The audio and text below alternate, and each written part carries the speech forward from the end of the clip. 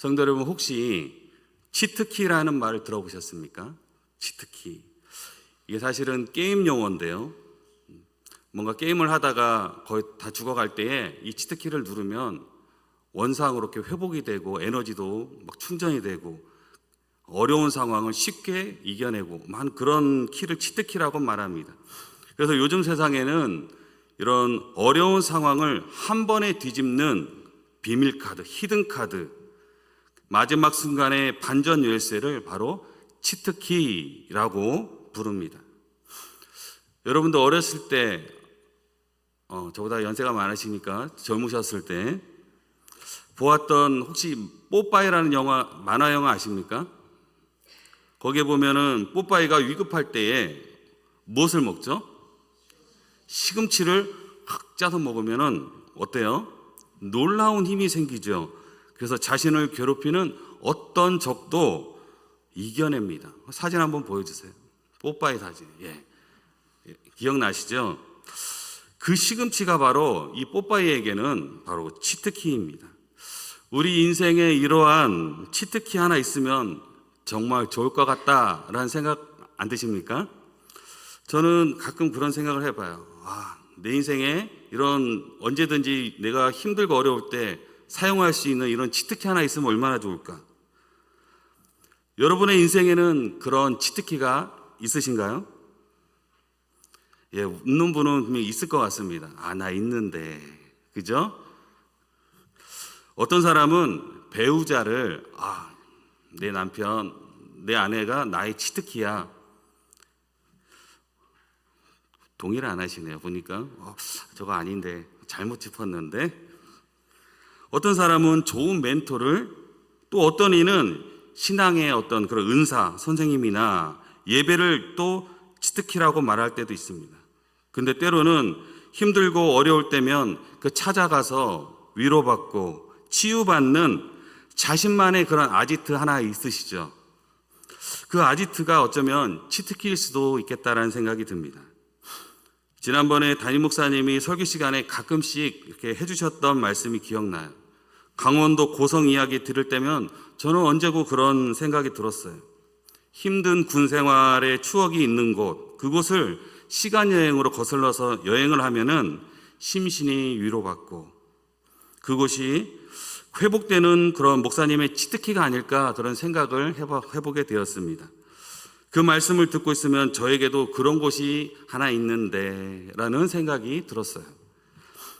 저는 그 유년 시절을 충청북도 영동이라는 그 시골 마을에서 지냈는데 그곳에는 사람이 예전에는 기찻길이 다녔었는데 일제시대 때 그리고 근데 그 옆에다가 새로운 터널을 뚫고 기존에 있던 그 터널은 사람이 다니는 터널로 사용을 하게 되었어요.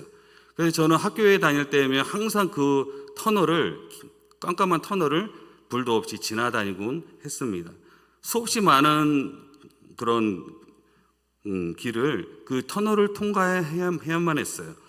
그래서 그 터널 밑에 보면은 항상 저만의 아지트가 있었는데 저 혼자 가서 낚시를 하는 포인트가 있어요. 지렁이 한 마리 잡아가지고 낚싯대를 만들어서 언제고 그곳에서 낚시를 했던 그런 추억, 그곳에 가면은 제가 굉장히 행복하고 그 유년 시절이 너무나 좋은 거예요. 그래서 그곳에 이사 왔을 때에도 대전에 살면서도 고등학교 때나 대학교 때나 시간이 되면은 제가 또 힘들고 어렵고 뭔가를 결정해야 되고 그럴 때에 그곳에 비둘기호를 타고 그 마을에 가서 혼자 그곳에서 낚시를 하곤 했습니다. 비가 와도 때로는 날씨가 춥고 또 얼음이 꽁꽁 얼어도 얼음을 깨고라도 가서 낚시를 하곤 했습니다. 어쩌면 그곳이 저의 그런 심신 회복을 경험하는 치트키가 아니었나 돌아보니 그런 생각이 들었습니다. 그런데 여러분, 오늘 본문 속에서 예수님은 제자들에게 그들의 인생을 바꿀 진짜 치트키를 주십니다. 그 말씀이 바로 본문 32절에 내가 살아난 후에 너희보다 먼저 갈리로 가리라. 이 말씀은 여러분 단순한 그런 예언이 아니에요. 예수님은 제자들이 자신을 버리고 도망칠 것을 이미 아셨어요. 그러나 그들의 실패보다 앞서 회복의 길을 준비하셨다는 사실입니다. 이것이 오늘 여러분들에게 전하고 싶은 바로 핵심 메시지입니다. 우리 인생의 진짜 치트키는 먼저 갈릴리로 가신 예수님이라는 사실 말입니다. 성도 여러분, 우리가 넘어지고 흔들려도 주님은 이미 그 자리에 가셔서 우리를 회복시키실 준비를 하고 계시는 줄 믿습니다. 주님은 우리의 연약함과 우리 실패를 이미 아시며 회복의 길을 예비하고 계십니다. 본문 31절 말씀에 보면 예수님께서 제자들에게 이렇게 말씀하십니다. 그때에 예수께서 제자들에게 이르시되 오늘 밤에 너희가 다 나를 버리리라. 기록되었으되 내가 목자를 치리니 양의 떼가 흩어지리라 하였느니라. 여러분, 이 말씀은 스가랴 13장 7절 말씀을 인용한 거예요. 우리 다 같이 한번 읽어볼까요? 스가랴 13장 7절 말씀 시작. 만군의 여호와가 말하노라. 가라, 깨어서 내 목자 내 짝 된 자를 치라. 목자를 치면 양이 흩어지려니와 내가 내 손을 돌려 작은 자들을 세우리라. 아멘. 이 구절의 마지막 문장, 내가 내 손을 돌려 작은 자들을 세우리라. 여기서 세우리라는 말은 다시 붙들어 일으키신다, 이런 의미가 있습니다. 다시 말해서 하나님은 목자를, 예수 그리스도를 치신 뒤에 흩어진 자들을 다시 세우실 계획을 이미 가지고 계셨다는 사실입니다.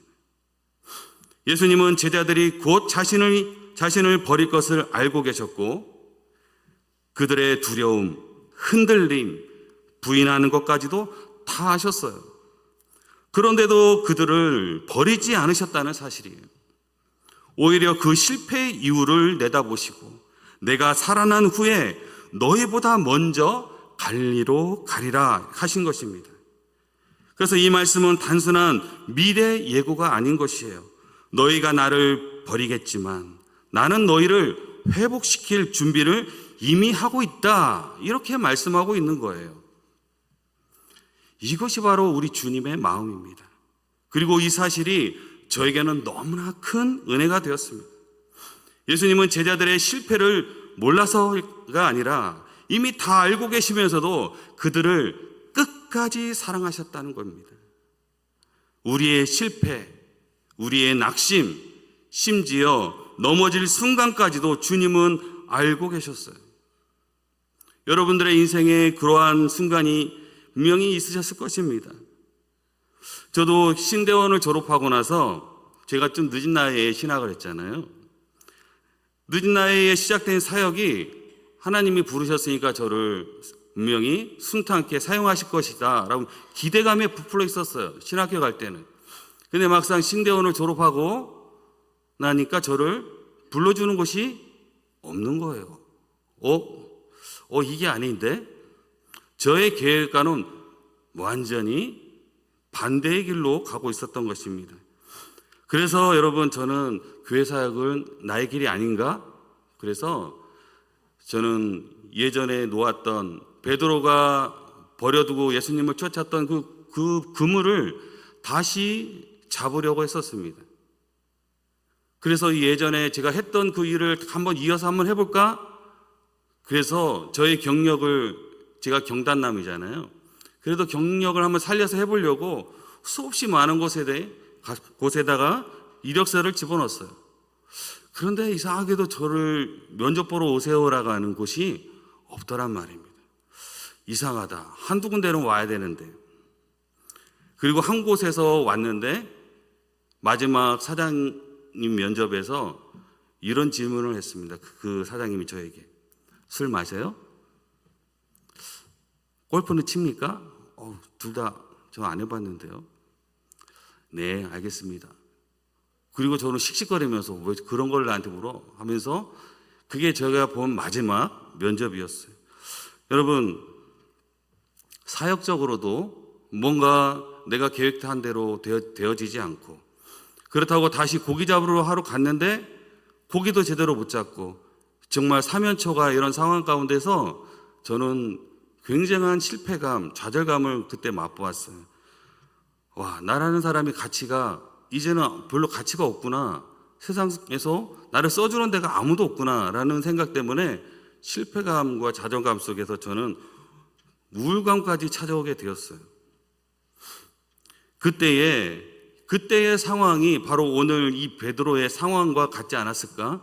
내가 베드로와 같은 상황이지 않았을까 하는 생각을 하게 됩니다. 그때의 시편 139편을 말씀을 묵상하다가 저는 펑펑 울게 되었어요. 139편 1절 2절 말씀에 여호와여 주께서 나를 살펴보셨으므로 나를 아시나이다. 주께서 내가 앉고 일어섬을 아시며 내 생각을 멀리서 통촉하시오며. 이 말씀을 읽는데 세상 사람들은 다 나를 잊어도 하나님은 나를 기억하고 계시는구나. 이 139편 말씀에 보면 내가 주의 영을 떠나 어디로 가며 하늘에 올라갈지라도 거기 계시며 내가 새벽 날개를 치며 바다 끝에 가도 주의 손 나를 인도하시니 나를 붙드시네.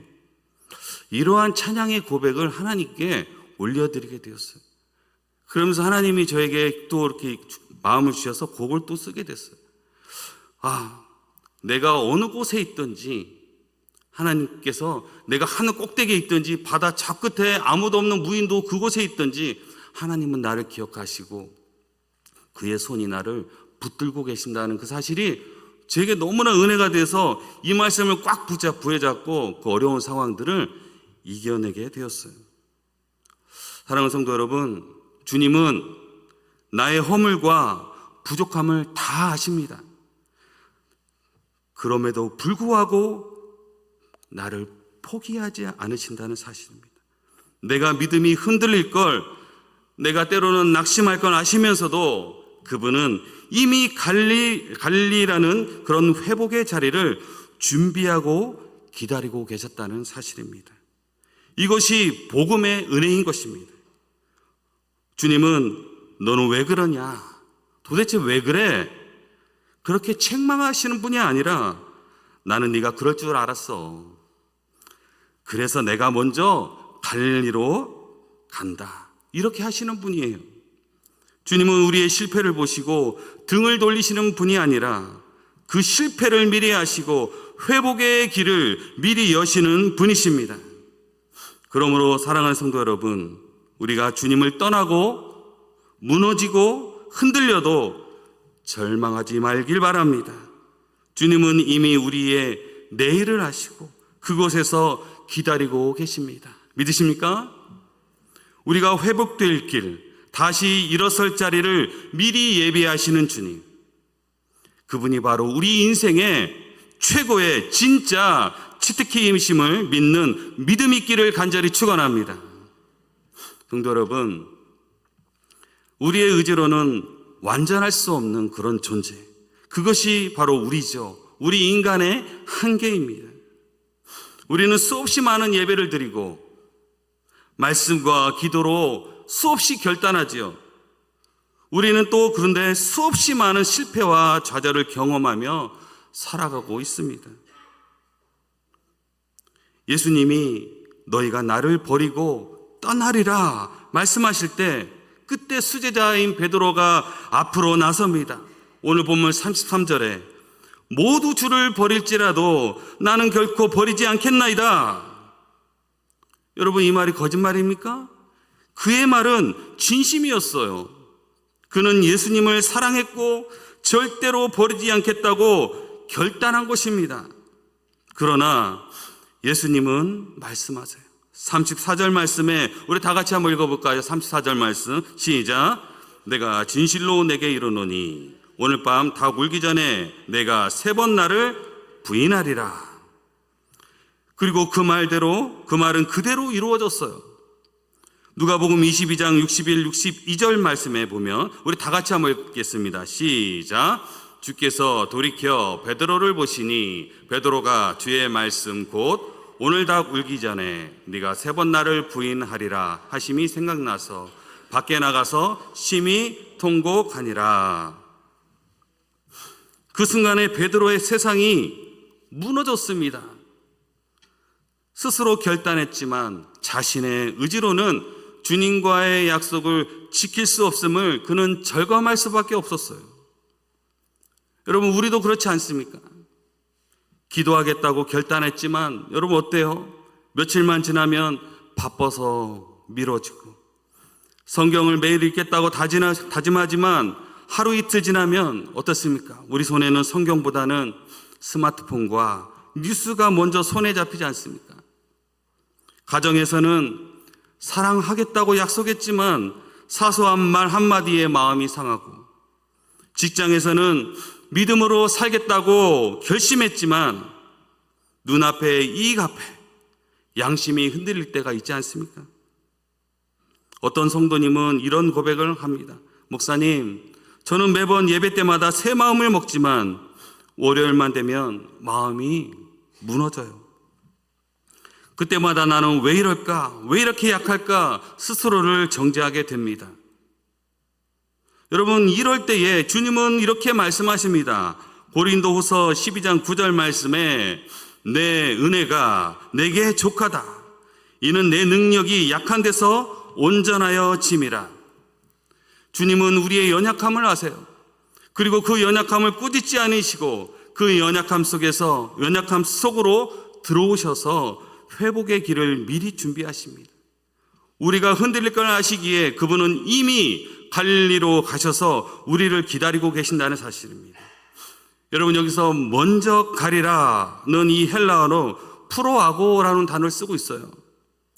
이 단어는 단순히 그냥 앞서간다, 먼저 간다 그런 뜻이 아니라 길을 열다, 인도한다, 먼저 이끌다 이런 의미를 가지고 있어요.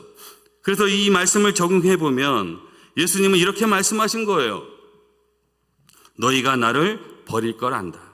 그러나 내가 너희보다 먼저 가서 너희가 돌아올 수 있는 길을 미리 열어두겠다.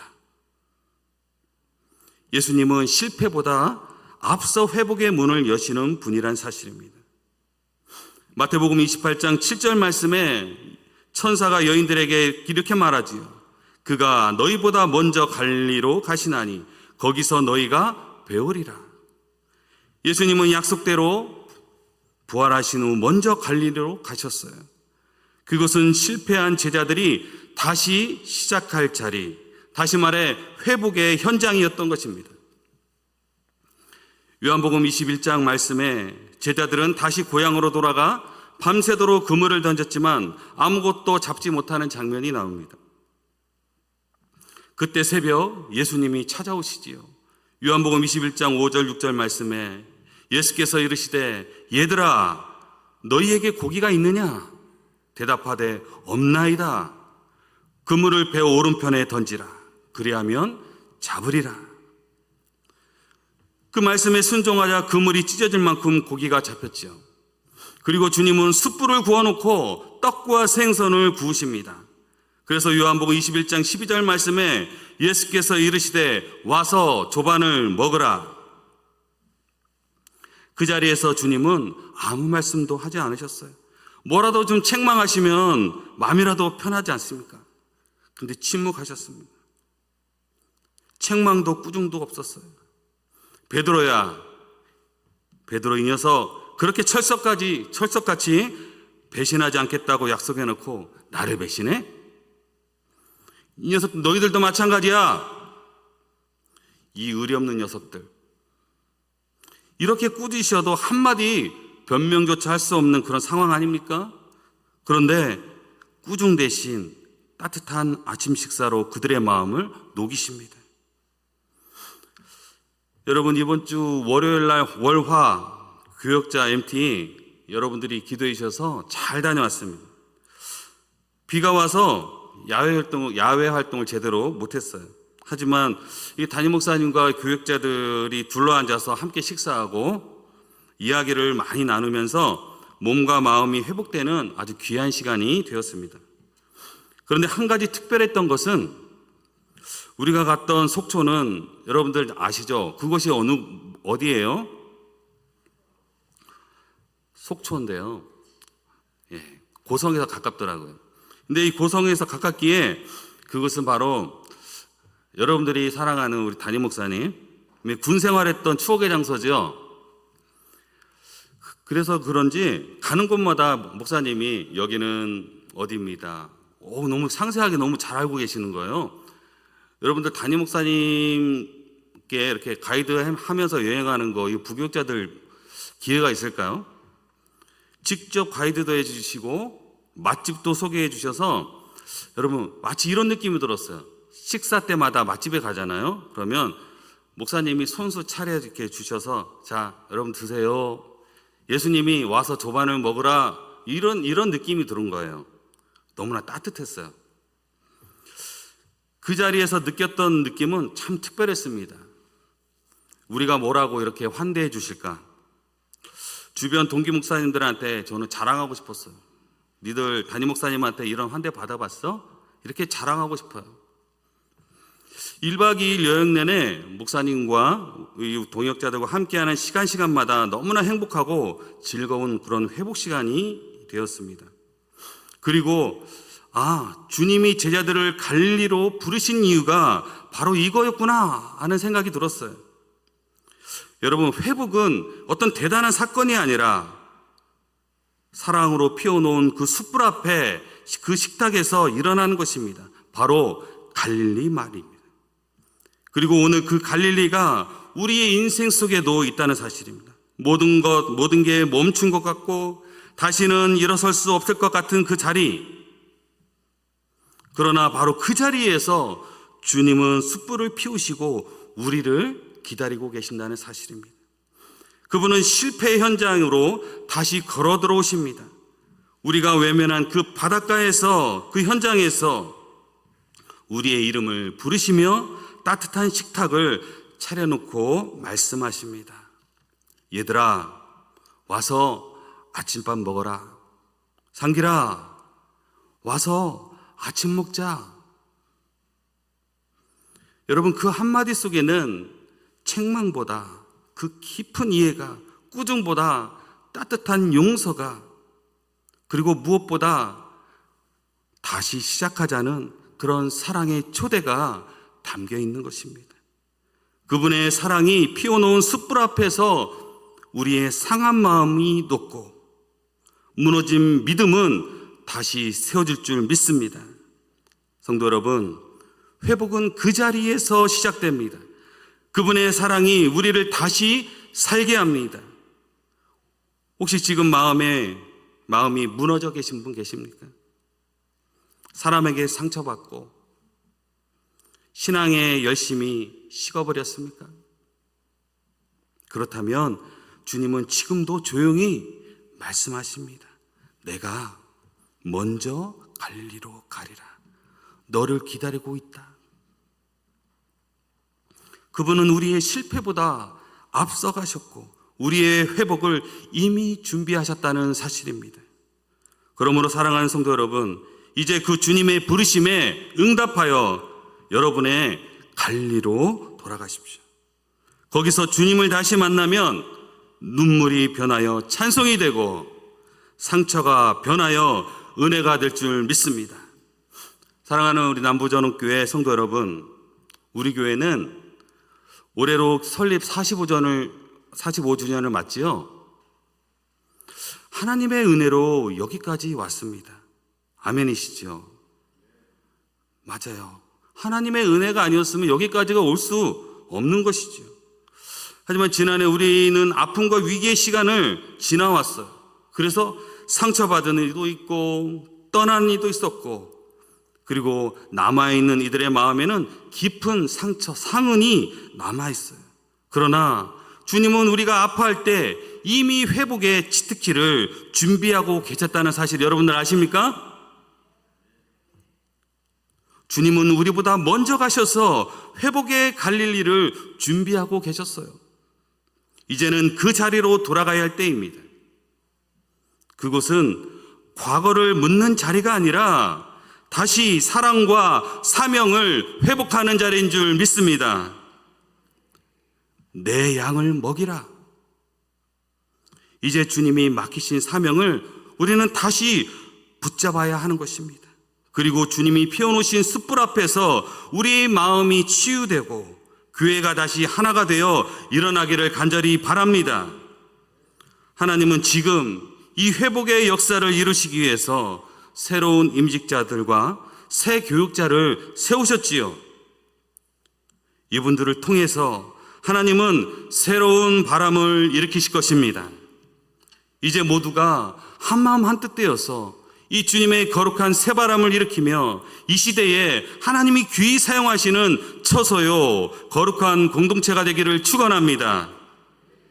먼저 갈릴리로 가신 주님 바라보며 우리 모두가 회복의 자리로, 사랑의 자리로, 사명의 자리로 나가기를 소망합니다. 주님이 우리 교회와 우리 성도님들의 삶에 새 은혜의 아침을 준비하고 계실 줄 믿습니다. 그 은혜의 부흥이 우리 남부전원교회와 성도들을 덮게 되기를 주 예수 그리스도의 이름으로 간절히 축원합니다. 축원합니다. 이 시간 우리 함께 찬양하겠습니다. 이 시간 찬양하며 결단하기를 소망합니다. 회복의 주님은 우리를 부르실 뿐 아니라 우리를 다시 세워 그분의 길로 보내시는 분이십니다. 주님 다시 오실 때까지 나는 이 길을 가리라. 이 고백이 단지 노래의 가사가 아니라 우리의 결단의 그런 고백이 되기를 간절히 소망합니다. 우리 함께 찬양하겠습니다.